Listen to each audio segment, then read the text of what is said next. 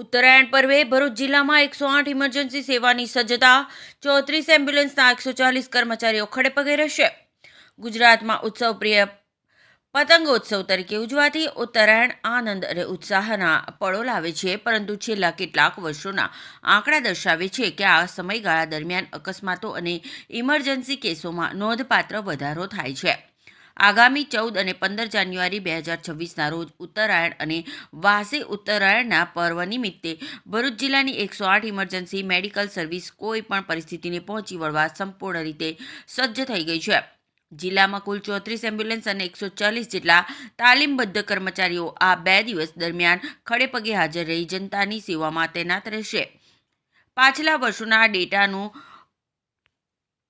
પૃથક્કરણ કરતાં માલુમ પડ્યું છે કે સામાન્ય દિવસોમાં રાજ્યમાં સરેરાશ 4,424 જેટલા કોલ્સ નોંધાય છે, જે આ વર્ષે 14 જાન્યુઆરીએ વધીને 5,991 એટલે કે 35.42% વધારો અને 15 જાન્યુઆરીએ 5,716 29.20% વધારો થવાની સંભાવના છે.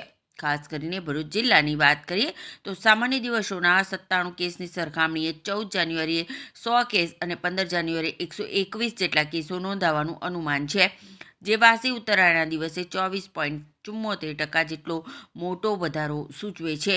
આ તહેવાર દરમિયાન ખાસ કરીને માર્ગ અકસ્માત, અગાસી પરથી પડી જવાના બનાવો, ઝઘડાઓ અને પતંગની ઘાતક દોરીથી ગળું કે શરીરના અન્ય અંગો કપાઈ જવાના કિસ્સાઓ વધુ જોવા મળે છે.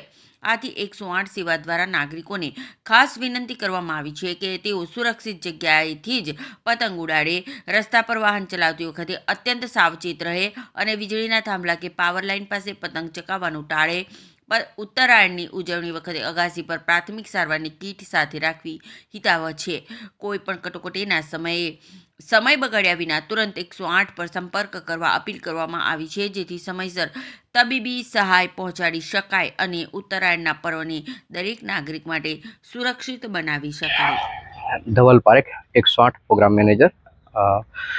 ખાસ અત્યારે જોઈએ તો ગુજરાતમાં ઉત્તરાયણનો માહોલ ચાલી રહ્યો છે અને તે 14 અને 15 એમ 2 દિવસ આપણે ઉત્તરાયણ જોવા જઈ રહ્યા છીએ.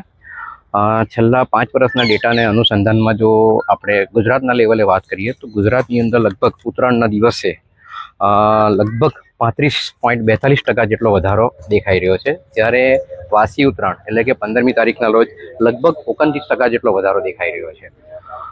આમ જે પ્રમાણે જો 5 વર્ષના ડેટાનું એનાલિસિસના હિસાબે જોઈએ તો ઉત્તરાયણના અને વાસી ઉત્તરાયણના દિવસે પડી જવાના, ધાબા પરથી પડી જવાના કેસીસ, માર્ગ અકસ્માતના કેસીસ અને દોરાથી કપાઈ જવાના કેસીસ મુખ્ય દેખાઈ રહ્યા છે.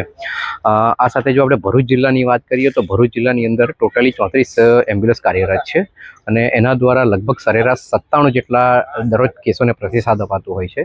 પરંતુ 14મી જાન્યુઆરીના ઉત્તરાયણના પર્વના દિવસે એની અંદર 3 થી 4% જેટલો વધારો દેખાઈ રહ્યો છે. પરંતુ વાસી ઉત્તરાયણના દિવસે લગભગ એની અંદર 121 જેટલા કેસીસ નોંધાય, એટલે કે 24 થી 25% જેટલો વધારો દેખાઈ રહ્યો છે. આ સાથે ખાસ એક આપણે ધ્યાન રાખવા જેવી બાબતો છે કે નાના છોકરાઓ સાથે વડીલોએ પણ એ ઉત્તરાયણ ઉજવવા સાથે રહેવું જોઈએ અને જે પતંગ ચગાવવાની જગ્યાએ હંમેશા ફર્સ્ટ એડ બોક્સ રાખવું જોઈએ. ઇલેક્ટ્રિક થાંભલા કે પોલમાં કે એવી જગ્યાએ પતંગ ના ઉડાડવા જોઈએ. અને આ સાથે 108 દ્વારા એક નમ્ર અપીલ કરવામાં આવે છે કે કોઈ પણ જગ્યાએ કોઈ પણ પ્રકારની ઇમરજન્સી દેખાય તો તરત 108ને કોલ કરજો. 108 ઇમરજન્સી આપના સેવામાં તરત હાજર થઈ જશે.